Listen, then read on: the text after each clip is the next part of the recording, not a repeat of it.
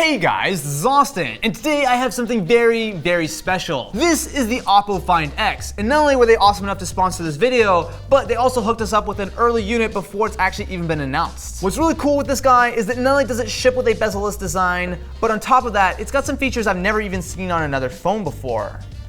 I'm also really excited because this has been sitting on my desk all morning and I have not opened it up yet. Ooh. Dude, look at that purple finish. So it's only on the edges, but it sort of tapers off into black in the middle. Wow. Now technically this color is known as Bordeaux red, although I've got to say, pretty sure it's purple. Just throwing that one out there, it's pretty purple. Did you see that? Wait, what? Hold on, I gotta do that again. That is so insane, look at that camera. So the whole top of the phone pops out. So part of the reason that they're actually able to make a bezel-less display is because the camera is fully hidden. I mean, look at that. So not only is the front-facing camera going to be hidden, but you're also going to be able to get your dual rear-facing cameras. That is...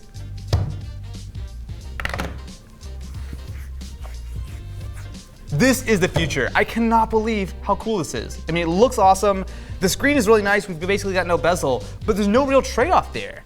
I'm sorry, I'm too excited right now. I'll bring it back a notch, but get it? Bring it back a notch? Because there's no notch? So I knew a little bit about this phone, but I purposely wanted to sort of save it for the video. And I knew there was gonna be some kind of pop-out camera. But the idea that the entire front of the phone pops in and comes back down, I mean, look at that. That's insane. Like, I know I need to calm down. But, I mean, it's the whole package. I mean, it's even got the curved AMOLED display, there's no bezel, the camera, the killer color.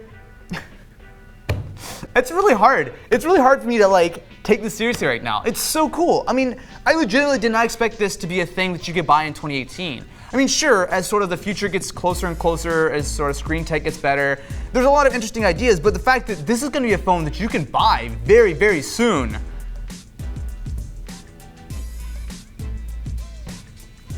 I don't think I've ever touched a piece of hardware that has gotten me this excited about a phone. Straight up, I have never been this amped to try any kind of phone hardware. I feel like things have gotten so stale, so boring these days, that this is something that's so different.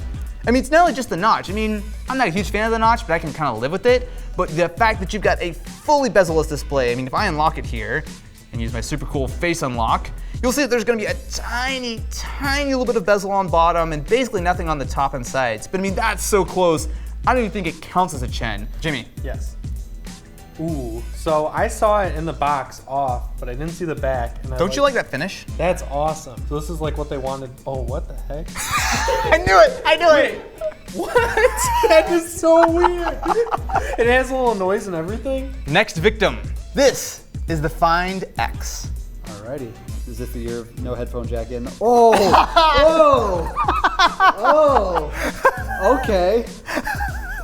Oh, damn. The sad thing is we actually have to give this back, but I'm totally just gonna buy one for myself. This is too cool to not have. Before we get too carried away, as if that hasn't already happened yet, there are a fair few accessories in the box. So we've got a little bit of paperwork. We've also got the USB-C to headphone jack adapter. No, this does not have a 3.5mm headphone jack, but I think I can live with that. So with the fast charging, you should be able to get somewhere in the neighborhood of 2 hours of talk time for about 5 minutes of a charge. And considering the size of it, it looks about right.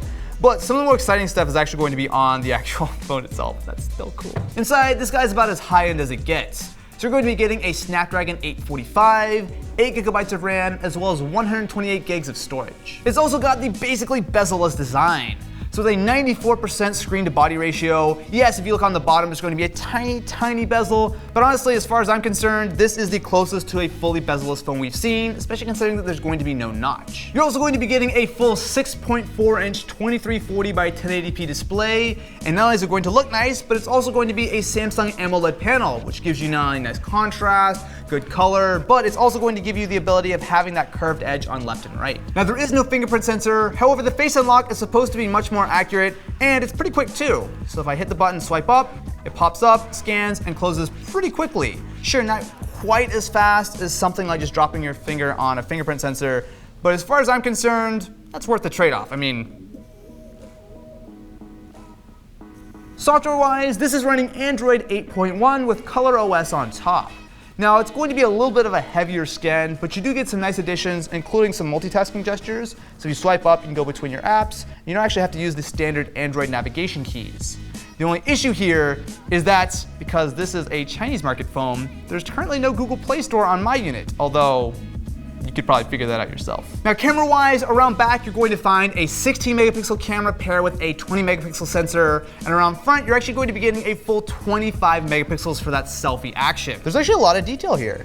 That's not bad at all. So there's going to be some AI trickery to be able to optimize your photos, at least based on first glance. Again, keep in mind, pre-production, they're still working on it. It looks pretty nice. I definitely want to wait for the final software and hardware before fully judging the camera, but at first glance, it seems to be decent at the very least. It has been a long time since I've seen a piece of hardware come in here that is just this cool.